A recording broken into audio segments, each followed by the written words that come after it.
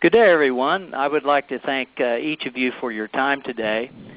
My name is Steve Testerman. I'm president of BrokerHunter.com, and I'll be your moderator for today's presentation. Today is the third part of a 5-part series called Extreme Success, How to Land a Great Job and Advance to a Better One. Today's topic, Part 3, is called the Extreme Success Strategy. We will also be having a question and answer, so make sure to ask any questions via the chat pane, and we will try to get to all questions at the end of this formal presentation. I'd now like to tell you just a little bit about today's presenter, Peter Weddle. Peter has authored and edited over two dozen books and been a columnist for the Wall Street Journal, the National Business Employment Weekly, and CNN.com. He's been described by the Washington Post as a man filled with ingenious ideas, and we agree with that. We've worked with Peter for many years. And he's also the CEO of Weddle's Research and Publishing, which specializes in employment and workforce issues. And he's the managing director of the International Association of Employment Websites, of which we are a member. And that's a trade organization for the global online employment services industry. Peter's a graduate of West Point, and he holds advanced degrees from Middlebury College and also Harvard. And so he's a bright guy and one of the industry gurus, and I hope you can benefit, and I know you will, from what he's got to say today. So with the introduction now complete, it's my pleasure to introduce everyone to Peter Weddle. Peter, the floor is yours. Thank you very much, Steve. It's great to be here with everyone. Thank you very much for coming into today's session. Let me just get the slides up for you. There you go. Okay. Well, for those of you who are joining us for the first time, what we are talking about is the new reality in the world of work. We're talking about an extreme job market and an extreme workplace. And what makes them that way is the extraordinarily difficult and also extraordinarily rewarding environment that this poses for all of us, whether we're in transition or not. Now, it's difficult because of the profound changes that are percolating through these two areas. So the only way to achieve the extreme rewards, the extreme success, is to adapt. It is to change as well. So let's talk about the new world of work. In the extreme job market, the definition of qualified has changed. Historically, if we were looking for a job, if we were in transition, what we had to do was prove that we could do the job. And we did that by making sure that we matched an opening's requirements and responsibilities, the stated specifications for an opening. And the best way to prove that we could do the job was with our experience. But today, experience is no longer enough. Today, you need experience and expertise. You need up-to-the-date, state-of-the-art skills and knowledge. Today, it's not enough to prove that you can do the job. You want to prove that you can excel on the job. So the goal is to reimagine and rebrand yourself as someone who has that capacity for excellence. If you can achieve that kind of position in the job market, you will reposition yourself as an asset, as somebody who can truly do good work for the organization, rather than a job seeker, someone who's a supplicant for work. In the extreme workplace, the definition of value has changed. The way that employers determine whether an employee is providing value to the organization has changed. In the past, the way you proved that you were a valued employee was with your dedication, with the time you invested on the job, face time in the workplace, and the time you spent looking at your BlackBerry or you were lying on the beach, theoretically on vacation. Today, however, companies are competing in an extraordinarily competitive global marketplace. So what they need is the highest possible productivity and the greatest possible quality. They need people who can bring creativity and innovation to the job every single day. So time isn't enough. People need to be able to not only have the capacity for excellence, but to bring it to work with them every single day and use it on the job. And if you can position yourself that way, you're no longer going to be seen as a human resource, just one of the herd in the organization. You are going to be seen as an asset in the workplace. Now, in this new environment, there's a lot going on. There's a lot of change underway. The first change has to do with the way we look at education. Historically, graduation has been viewed as the end of your education. But in this new world of work, graduation is the beginning of the next stage in your personal development. You know, we've been telling people that the key to success, or at least one of the keys to success in the workplace, is lifelong learning. But lifelong learning has been used, has been applied as episodic learning. We got around to it every now and then. In this new workplace, what we're talking about is continuous learning. Basically, we have to be in school all of the time. Secondly, job search. When you found a job in a job search, that was theoretically the end of your campaign for work. But in today's new world of work, a job search, when you successfully conclude it, is the beginning of the next search for a job.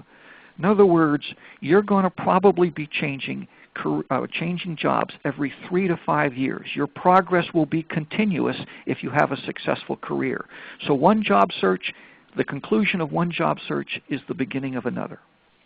And finally, when you achieve that promotion that you've been striving for on the job and you've come to the next rung in that career ladder that you've been climbing up, that's theoretically sort of been the end of your campaign. But in this new world of work, it's actually the beginning of your next step forward. We have to expose ourselves to continuous challenges. In other words, we're now in an environment where we're seeing the end of innings. Now, the end of innings can seem like a huge undertaking. It can be unsettling. It's a quest that seems to be almost larger than we can actually get our arms around. It's just never over. But think about it this way. In this new world of work, there is no need to fear failure. There's no need to worry about making mistakes because everything is correctable. In this world of constant change, you have continuous do-overs for your shortcomings. You have continuous do-betters for success. So this is an opportunity, this is an environment that is rich with opportunity.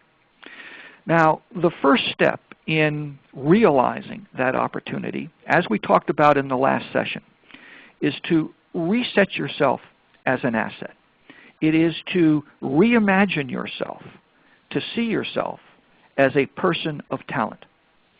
It's easier said than done in our culture because we've been taught that talent is the province of exceptional people and exceptional deeds. We've been taught that only special people, a small group of kids who pass a gifted and talented test, or a small group of individuals who win dance contests on TV, only those people have talent.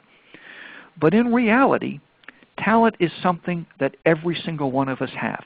Talent is the capacity for excellence. And it is an attribute of our species. Like our opposable thumb, it is one of the characteristics that define us as human beings.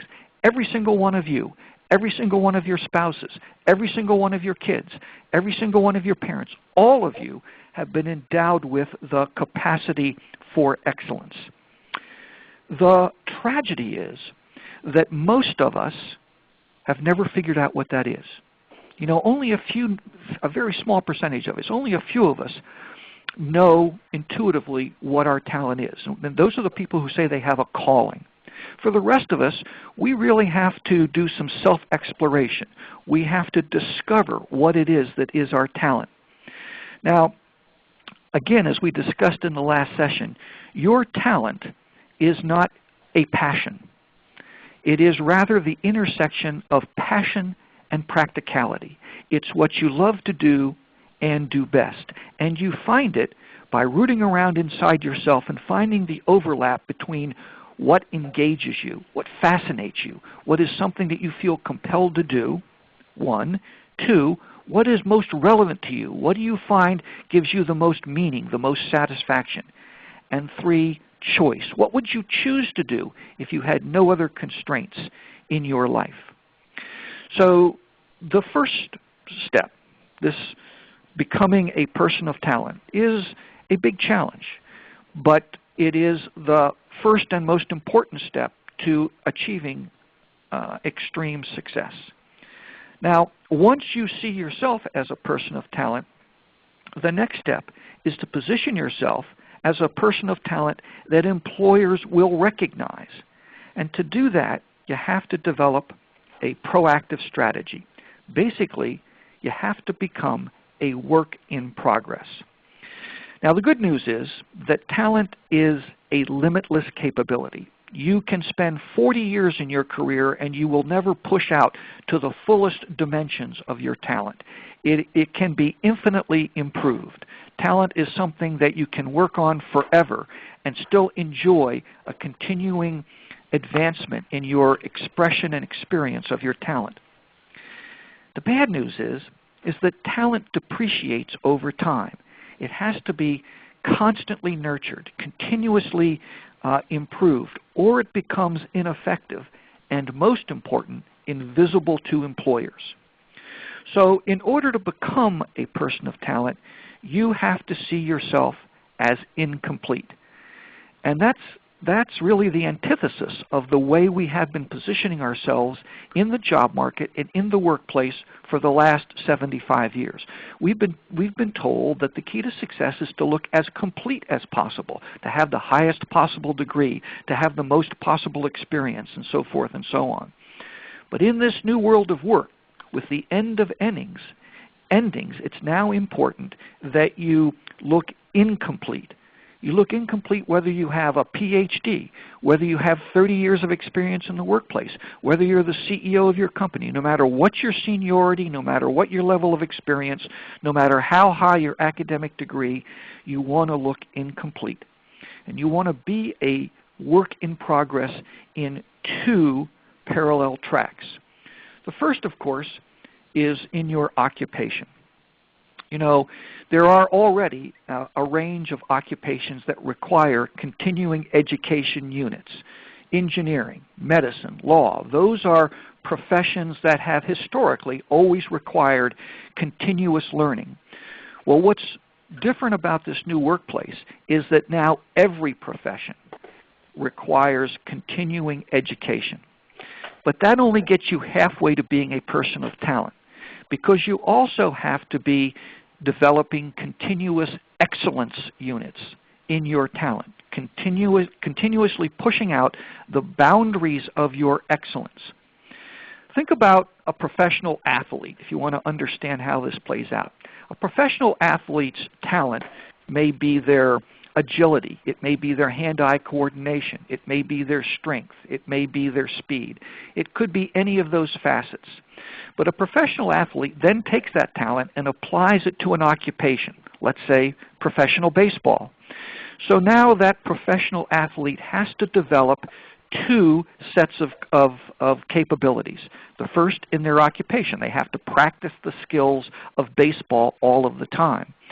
But they also know that they can be skilled in their profession and still not perform at their peak if they don't keep their physical fitness up, their talent. So they will continuously work on developing their talent as well as their baseball skills. And the same is true in every profession, craft, and trade. We want to be developing CEUs in our occupation and CEUs, continuing excellence units, in our talent. Now, that can seem like a formidable undertaking. There's no doubt about it. But fortunately, we all have been blessed with a career genome. Now, like our physical genome, the career genome is composed of DNA. But before I talk about how that DNA actually applies to your career, it's important that you understand the potential cancers that can destroy your genome's effectiveness and make sure that you guard against letting those cancers infuse their way into your career. These cancers are really attitudes.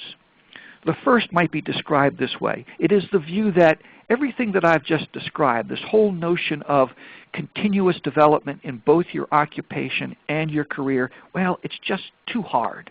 It's just too much work. In effect, what you are doing is disrespecting your talent. You're not paying attention to that wonderful gift with which you have been endowed, which in part makes you a human being. A second attitude goes something like this: my company or my boss don't deserve the expression and experience of my talent. And I can understand that sometimes work experiences are difficult, are frustrating, but at the end of the day, that outlook is really disrespecting your work. Your work is the pathway to your achieving fulfillment and satisfaction in the 1/3 of your life you're going to spend in employment. So it's important that we not disrespect our work, that we do the very best work we can all of the time. And the third attitude is, you know, I just don't care. I just want a job that pays enough for me to have the standard of living that I'd like to have. And in that kind of cancer, we're really disrespecting ourselves. We're not giving ourselves access to the full expression of our unique capacity for excellence. So how does the career genome work? Well, again, it's composed of DNA. And that DNA stands for certain aspects of your experience at work. The first, that D, stands for our innate desire for development. We are born with curiosity. We want to know more about a subject that fascinates us, our career field. So we add skills and knowledge all the time.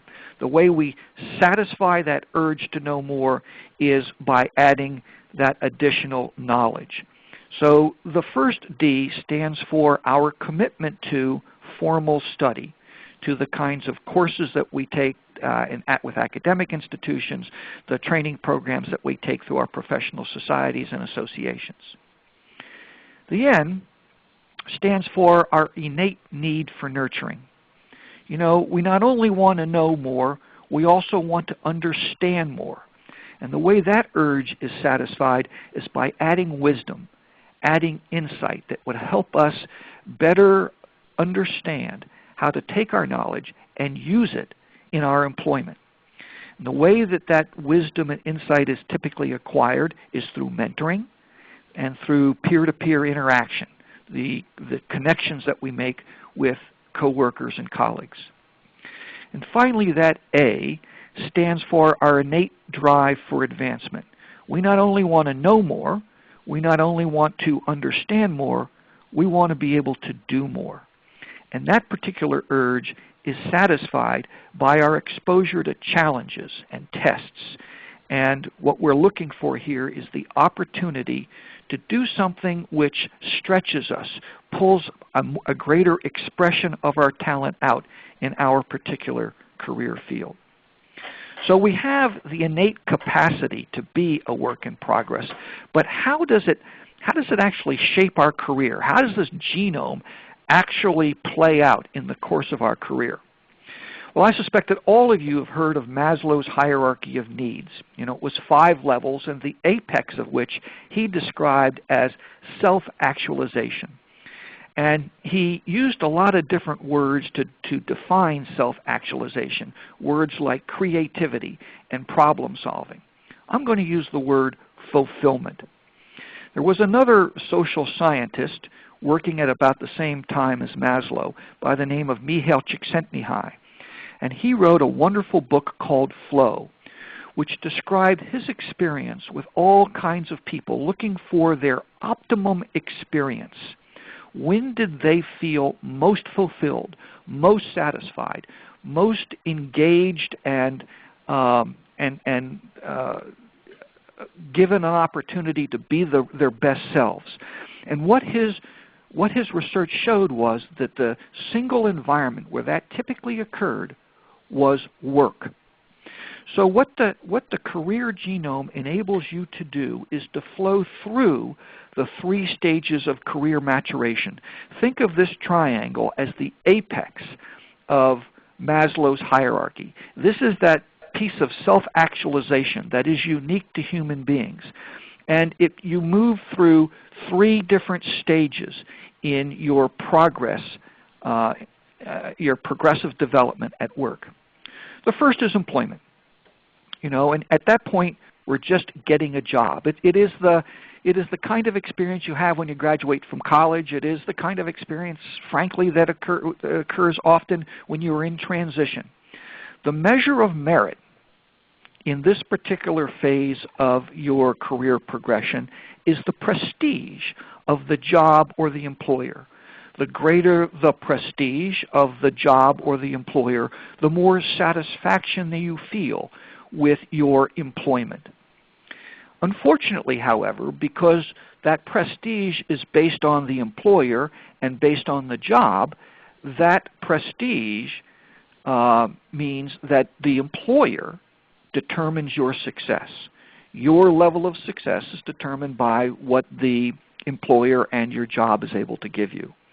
So we are innately motivated to move to the next level, the mastery level. We not only want to get a job, we want to get good at the job we have, because that enables us to earn more money. It enables us to achieve more seniority. So here, the measure of merit is respect, the respect of your employer and the respect of your peers. And again, your success is determined outside you. It's determined by how your peers look at you and how your employer looks at you. So we are, again, innately driven to use that career genome, that DNA, to move to the highest level. I call this level your natural. It is what you are naturally good at, naturally love to do. It is your talent. You want to get a job that is good for you. It gives you more self-respect. It gives you more happiness. The measure of merit here is fulfillment. And for the first time in your career, when you get to that level, it is you who determines success, not your employer, not your peers, but you. You have control over the degree to which you feel success in the 1/3 of your life that you spend in employment. Now, that's all very theoretical. How does it actually apply in the world of work today, in the job market and in the workplace? Well, we are all facing, in this extreme world of work, a new disease. I call it employment dementia. Let's take a look at how it is expressed in the job market. If you've been in the job market for more than 15 minutes, you know that employers and recruiters have sometimes an unconscious, sometimes a very conscious bias. They think if you are unemployed and in transition that you've lost your edge in your field. They don't recognize you as a potential contributor. If you put 100 recruiters in a room and you give them a choice between 2 equally qualified people, one who is employed and one who is unemployed, 98 of them are going to pick the employed person. So the first challenge that we face is overcoming that bias. The second expression of employment dementia occurs in the workplace. And here, increasingly, employers forget about what you've accomplished for them to help them achieve success in the past. They aren't able to recognize your contribution. It used to be that you could rely on your track record to be perceived as a valuable employee. Today, the real driving dynamic is the question, what can you do for me next? Now, employment dementia in the job market, as I mentioned just a second ago, is a bias. But its expression in the workplace is actually a rational response to the global marketplace. The reality is today that employers are no longer competing with cheaper labor around the world. They are competing with smarter labor. And that reality points the way towards how we deal with this modern disease. First thing we have to do is we have to overcome the gaps in our resume. we have to fill in the gaps that are caused by our being out of work. Those gaps can be in our particular occupation. They can be in ancillary skills, the skills that we rely on to enable us to use our primary expertise in a wider range of situations, like the ability to speak a second language, for example. And finally, any gap in your talent. And if you can fill those gaps, employers will then see you as an asset. How are those gaps filled? With your genome. It actually occurs in two steps. First, you apply the DNA, that development, that nurturing, that advancement, and then here's the important second step. You tell others that you're healthy. The same happens in the workplace. You've got to eliminate the perceived obsolescence of anybody who's been in the job more than 15 minutes by making sure that you are always adding skills, enhancing your talent, and ensuring that that talent and those skills are recognized by your supervisor in the workplace and that you are using them on the job to make a difference. If you're doing that, you are going to be perceived as an asset. So what does that mean in the job market? Well, first of all, it means a very different kind of resume. The reality is that today's resumes do not get a lot of time and attention. Recruiters are typically looking at 20, 30, 40, 50, sometimes hundreds of different resumes. So it's important to front load your resume. The resume that I'm about to describe I call the SMART resume because right from the beginning it focuses on both your skills and your talent, the knowledge that you have that you can bring to bear on behalf of that employer. So first of all, you have to apply the DNA. You have to be in school while you're in the job market. That may be the hardest thing I'm going to tell you today, is that it's not enough to just look for a job. You have to be advancing yourself in your profession, craft, or trade, even as you are looking for a job. At the top of your resume, instead of an objective, which tells an employer that you want a job, they already know that, you replace it with a summary. That summary typically would include skills. Well, I'm going to suggest now that it also include a description of your talent, a brief, encapsulated description of that unique capacity for excellence that you can bring to this particular employer, and also the wisdom, the knowledge, the insights that you have acquired in your career to date that you can bring to and apply on the job for that particular employer.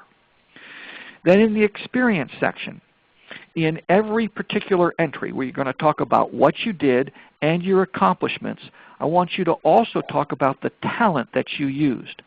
For example, if your talent is the ability to communicate complex ideas so that anybody can understand them, then if your occupation is financial services, you want to look for financial services jobs where communication is a significant part of the job, is a critical component in success on the job. And then you want to identify that communications talent up there in the skill summary and also in every particular position that you've had. Finally, you want to add a new subsection. In addition to your accomplishments, I want you to add a section called What I Learned. What insight, what wisdom, what unique understanding did you acquire in your previous positions that you can now bring to the new employer to help them be more successful in the global marketplace? And then finally, you want to add to the education section. In addition to all of the degrees that you have and all of the courses that you've taken, you want to indicate that you are also taking a course as you are looking for a job. You might have an entry that goes like this: Bronx Community College, Introduction to Business Spanish, ongoing. That kind of entry is like catnip for employers because it tells them two things about your character. The first is it tells an employer that you understand that in this extreme job market and extreme workplace, the need to keep growing in your profession, craft, or trade, to keep acquiring skills is critical. And second, it tells them you take personal responsibility for doing so. If you can position yourself that way, you will be viewed as a work in progress, as an asset in the job market, and you will differentiate yourself from everybody else who's sending in the same old-fashioned resume that makes them look done rather than incomplete. In the workplace, you want to implement a SMART plan. First, you want to apply that DNA. You want to be in school while you're on the job. Don't wait for your employer to send you off to training. Make sure that you determine what are the gaps in your particular skill area, where are you growing obsolete in your talent, and begin to remediate those deficiencies on your own. Make it a part of your ongoing definition of work. Then you want to make sure that you tell others and show them that you've gained that expertise. Now, how do you do that? Well, as I indicated in our last session, you always want to have 3 goals underway. The first goal is an achievement goal. How can you grow in your skill in financial services, and how can you grow in your talent, whether it's leadership or communications or complex problem solving, whatever your particular talent is. How can you grow in those 2 areas so as to have a greater impact on the job in the next 6 to 12 months, so as to make a greater contribution to your boss's success and to the organization's success? Now, in order to get from where you are to that achievement goal, you're going to have to go through some development. You may have to take a formal course. You may need some mentoring. You may need some additional responsibilities so as to grow and nurture both your skill and your talent. So in this particular case, what you're going to do then is set out very specifically that goal, set out that very specifically that developmental track, and make sure your boss knows about it. You want to make sure that your boss is aware that you are taking personal responsibility for your own development, for the development of your skill and talent, and that once you have achieved that growth, that development, you're going to come back and apply your enhanced capability on the job. So they look better, you look better, the organization does better. So that's how you make sure that you are a work in progress on the job in the workplace. What are the benefits of doing this, of taking this radical new view of how you have to operate in the job market and in the workplace? Well, first of all, if you can position yourself as a work in progress in the job market, a person of talent who is always growing and developing, you're going to see more opportunities. You're going to get more calls for interview. You're going to get more serious consideration by recruiters out there. If it occurs in the workplace, if you already have a job, it's going to ensure that you get more interesting assignments, more opportunities for upward mobility. It's going to give you, in both cases, options. It's going to give you the opportunity to be in charge of the change in your career rather than its victim. Secondly, when you position yourself as someone who is always growing and developing, you are positioning yourself as someone that employers desperately want to hire and desperately want to hang on to. So as we saw in the last session, there's very concrete evidence, a number of surveys by the Society for Human Resource Management, which indicates now that 7 out of 10 employers are paying recruiting bonuses for people who are positioned in the job market as people of talent. And almost half of employers are now paying retention bonuses to hang on to those people who perform as a person of talent at work. And finally, and perhaps most importantly, as I suggested when I was talking about the 2 studies from Maslow and Csikszentmihalyi, it's now very clear that it's in the workplace, it's in the world of work that we have the greatest opportunity to express and experience our talent. And if we can work our way from employment to mastery and from mastery to natural, we will give ourselves that rare, that extraordinary gift that we humans have been given, the ability to feel happiness, to feel a cognitive state that makes us feel satisfied and fulfilled by doing our best work in something that is challenging and meaningful to us. Okay, so the bottom line to all of the effort that you have, that I've described and that you would undertake in this extreme success strategy, it positions you to fill a huge gap in the world of work today. There is no more job security. The global marketplace is too demanding. The introduction of new technology, changing consumer tastes, the introduction of new competitors, changing marketplaces, all of that means that employers have a hard time projecting their talent needs 6 months down the road, let alone a year or 2 or 3. It's not that they are trying to make the world any more difficult for working men and women. It's just that their world has become much more tumultuous. So job security is something that employers would like to promise but can't deliver. So what we're going to do is replace it by using this extreme success strategy to achieve career security. Career security is the ability always to be employed and always by an employer of your choice. If you can understand, if you can believe in yourself as a person of talent, and if you can actually then become a person of talent by practicing work in progress, you will achieve career success. The ability always to be employed and always by an employer of your choice. Okay, so we've now come to the end of the 3rd session in the Extreme Success series that BrokerHunter's been kind enough to put on for us. In the 1st session, as you'll recall, we talked about how the extreme job market and workplace operate and the demands it places on employers and as a consequence on the working men and women that they employ. Second, as I've said more than a couple times today, the next step is to see yourself differently, is to see yourself as a person of talent, someone who can do extraordinary work in the world of work. And in today's session, what we've talked about is how you can change the way employers see you. By becoming a work in progress, you reposition yourself as an asset in both the job market and the workplace. In the next session, which is coming up on Thursday, we're going to talk about how you have to change the way you run your career in order to make being a work in progress a normal part of your business day and a normal part of the way that you think about, set the direction for, and implement that plan in your career. Okay, and finally, as we always do, I'd just like to make sure that in case you want to get more information, you are aware of some of my books.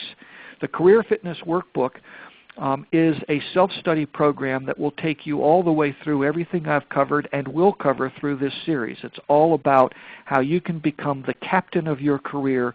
You can be the master of the changes underway in the world of work rather than their victim.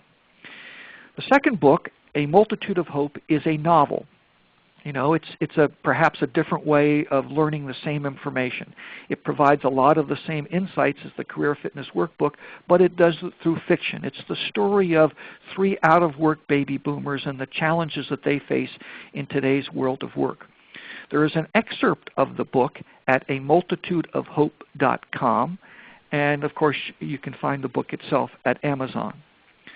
The Career Activist Republic is a description of how American working men and women are taking control of their career and really becoming activists in the workplace. You know, there was a very famous book a couple of years ago called Free Agent Nation, which posited that we all wanted to become Me Inc., kind of mini companies, and that we were all going to work for ourselves and be responsible for generating our own work.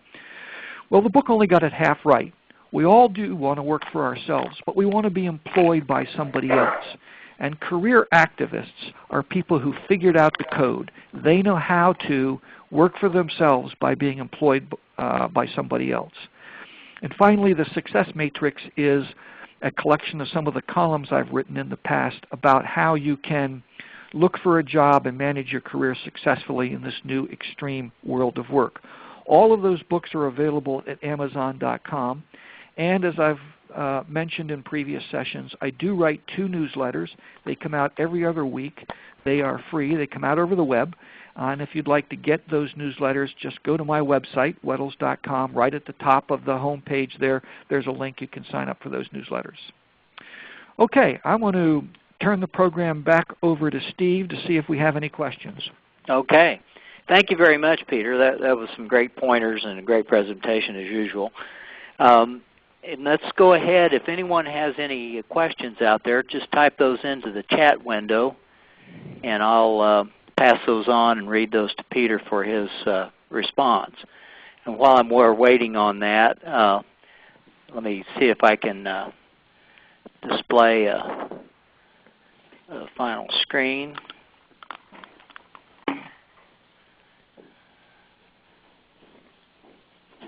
And maybe not.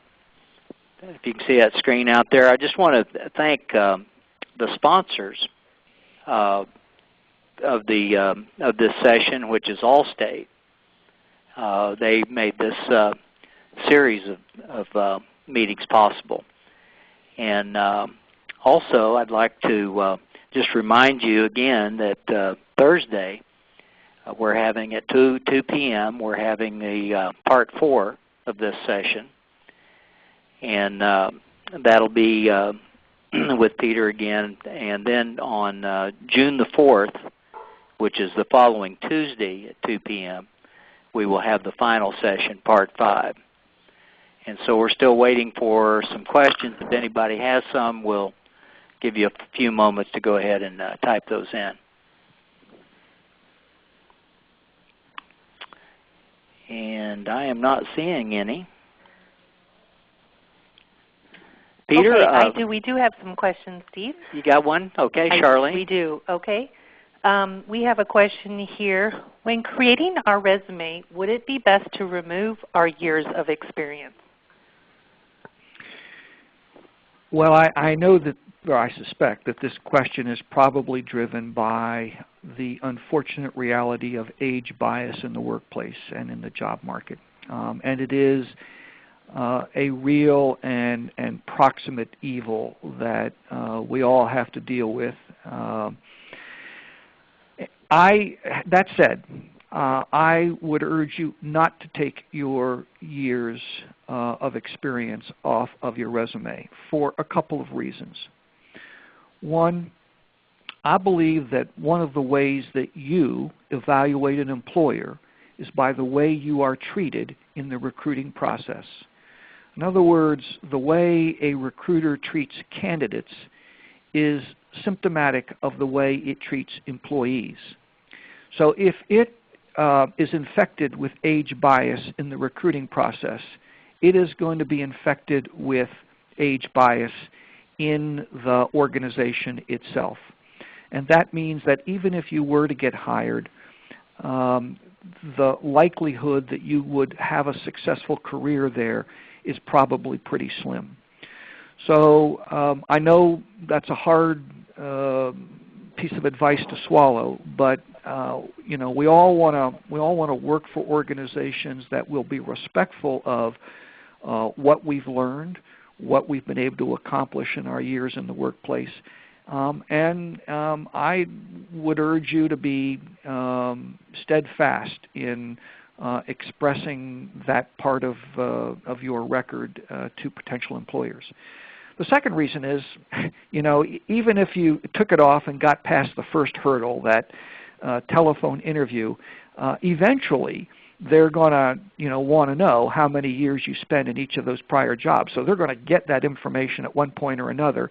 And again, if they have an inherent age bias, the fact that it occurs after your telephone interview or after your first face-to-face interview only means that you've just wasted a lot of time that you could have spent looking for employers that will treat you with the dignity and respect that you deserve.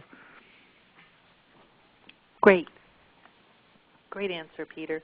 We have another question from a participant, and they would like to know, is there going to be any examples of the type of resumes that you're mentioning in your presentation? Well, I'm not quite sure what that means unless you're asking me about the differences between functional, chronological, and hybrid resumes. Here's the unfortunate reality. Today, many organizations have downsized the recruiting function so much that each individual recruiter is handling 30, 40, 50 open recs. And as I mentioned during this session, they may be getting dozens, sometimes hundreds of resumes for each of those open positions. So as I'm going to talk about in the next session, in session number 4, it's not enough to simply apply for the job and send your resume in. But with that caveat, I think you want to use a resume format that best enables a recruiter to quickly, in 10 or 15 seconds at most, understand your strengths. And that's why I said instead of an objective, you want to lead with your strengths. You want to lead with your skills, but that's really only half of what you're bringing to the table. You want to lead with your skills, and you want to lead with your talent. And then you want to convince the recruiter that you're at the state of the art. And the way you do that is by adding the knowledge, the wisdom, the insights that you've acquired to that summary. I'd spend as much time working on that summary, and it can only be 3 to 5 lines long max. I'd spend as much time focusing on that summary and getting it right, a powerful, hard-hitting, almost elevator pitch kind of a summary of what you bring to the table that is unique and differentiates you from everybody else, that proves that you have the capacity for excellence on the job. Okay. Now we have another question here, Peter. How far back should be depicted on a resume? 10 years, 15 years? What's your advice? I think the issue is not time. I think the issue is relevance. And by that I mean, yes, you want to do a chronological resume. I think that functional resumes require recruiters to think too much. I think that you want to make it easy for them to understand the flow of your career progression. Having said that, I think that what you want to do is highlight those positions that are most relevant to and make you most qualified for the opening for which you are applying. So you don't need to spend 5, 6, 8 lines describing positions where maybe you didn't gain as much in terms of your qualifications for the opening for which you are applying. So you would spend less time and less real estate on your resume for that kind of position, and more time and more real estate on your resume for those positions that are directly relevant to the opening for which you've applied. I do think that even though we store these resumes in computers, and therefore theoretically there is no limit on their length, I think employers and recruiters in particular expect you to be able to summarize and to focus in on the most important information for their opening, and they expect you to be able to do that in 2 pages. So I would not ignore the things that have happened in the past. I'd put the name of the position, the name of the employer, and the dates, but I'd spend the time describing those particular positions and experience that make you most credible for the position for which you're applying. And in most cases, that's likely to be the most recent positions. Great. Thank you for your insight, Peter. We have another question here. Do employers/recruiters like full sentences or short sentences with bullet points? Well, I teach a lot of recruiters how to write job postings, and as you can tell, I'm doing a miserable job at it because most job postings today are a modern medical miracle, a cure for insomnia in 500 words or less. But I tell them that today most people don't read. Certainly they don't read on the web. They scan, so they want to write in headlines and bullets. I don't think we're there yet with the written word on paper or on a resume, even if it's an electronic resume. So I do think you have to write incomplete sentences, but I think you want your sentences to be short and hard-hitting, totally factual, and where you can, yes, use bullets, because I just think it makes it easier for the recruiter to scan his or her eyes across that document and really get the information that you're trying to impart. Thank you, Peter. And one more question. You focus on going through the recruiter, but what about getting to the decision maker directly? The reality is that recruiters, in most cases, there are always the exceptions to every rule that I've given you today, but in most cases, recruiters do not hire people. Hiring managers do. On the other hand, recruiters do have the power to prevent somebody from being hired. So as I'm going to explain in next session, session number 4, it's important that you address both of those constituencies. If you go directly to the decision maker and go around the HR department and that recruiter, you're setting yourself up for problems. On the other hand, I think there is a very efficient way to make sure that the HR department and the recruiter feels as if you have given them the respect they want, and also to be able to connect with that decision maker in an appropriate way so that you get the benefit of both. And as I said, we'll talk about that in the next session. Okay, Peter, I think that's it. People are asking for samples of the resumes that you spoke of, and in particular the smart resumes that you outlined. And I don't know if I can tell people that perhaps they might show up on your website someday, some samples, or if there's any other source that they might be able to. There are samples in the Career Fitness Workbook. Okay, great. I think that's all the questions that we have for now. Steve? Okay, yeah. Thanks again, Peter. That was a great presentation, and we hope to see everybody back here on Thursday at 2 o'clock for session 4. Thanks again to our sponsor, and have a good day.